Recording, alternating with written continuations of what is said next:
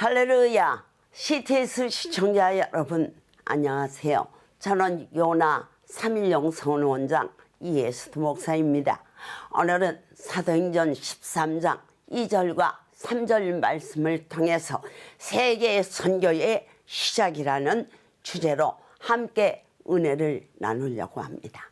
누가는 안디옥 교회에서 활동한 5명의 목회자들을 가리켜 선지자들과 교사들이라고 했지요. 이 둘을 엄격하게 구별하자면 선지자는 주로 성령의 예언을 받아 설교하는 자들을 말합니다. 그리고 교사는 구약 성경을 가지고 가르치는 사람들을 가리킵니다. 첫째, 하나님께서는 사울을 선교사로 보내기 전에 먼저 안디옥 교회를 섬기게 하셨습니다. 그래서 사울은 당연히 성경을 가지고 가르치는 교사의 일을 했던 것입니다. 그렇다면 하나님께서 사울로 하여금 다른 일보다 교회를 먼저 섬기게 하신 이유가 무엇일까요?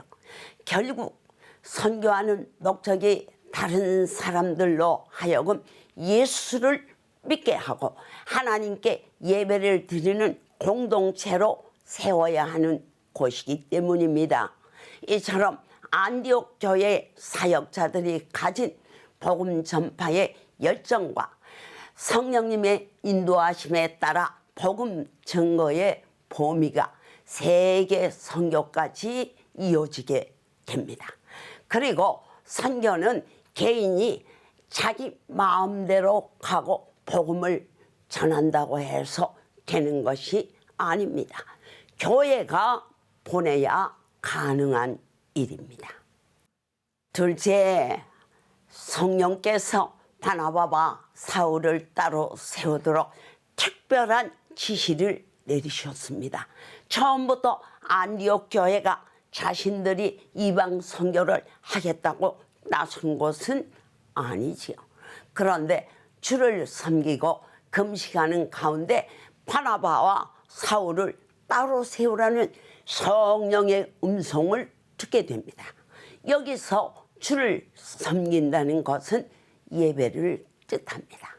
그러니까 우리가 예배를 드리는 것은 내가 은혜 받는 시간이라기보다 오히려 하나님을 섬기는 시간입니다. 그리고 안디옥 교회는 예배를 드리고 난 후에도 금식 기간을 정해서 기도를 계속 한 것 같습니다. 그때에 성령께서 기도하는 사람들에게 바나바와 사울을 구별해서 선교사로 파송하라고 지시하신 것입니다. 그러니까 선교를 위해서 무엇보다 먼저 기도하는 것이 가장 우선되어야 합니다. 셋째, 바나바와 사울은 선교 역사에 있어서 성령의 보내심을 받은 최초의 선교사가 되었습니다. 안디옥 교회에 파송을 받아서 복음을 전하기 위해 떠난 이들이 가장 먼저 도착한 곳은 구브로라는 섬이었지요. 어쩌면 구브로 출신인 바나바가 그곳 사정을 잘 아는 만큼 거기에 먼저 가자고 제안을 할 수도 있었습니다. 그러나 구브로만을 목적으로 떠난 것은 아닌 만큼 거기에서 다시 배를 타고 육지로 건너가서 아세아 내륙 깊은 곳에 있는 또 다른 안디옥인 비시디안 안디옥에서 본격적인 선교가 이루어지게 됩니다.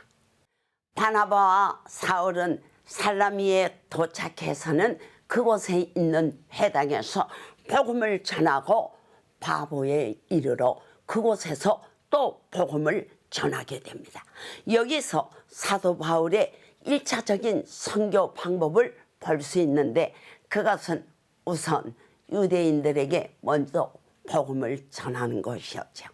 사실 유대인들에 대한 책임을 느꼈던 사울의 심정이 잘 드러나는 이 전략은 유대인들을 얻는 데는 별로 효과를 보지 못합니다.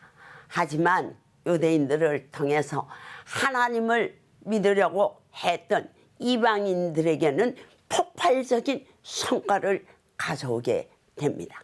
CTS 시청자 여러분, 우리 모두 먼저 안디옥 교회를 섬기게 하시고 성령의 말씀을 따라 바나바와 사울을 따로 세우신 후에 최초의 선교사로 보내신 것을 보면서 언제나 성령의 인도하심을 받는 성도가 되시기를 주님의 이름으로 축원합니다.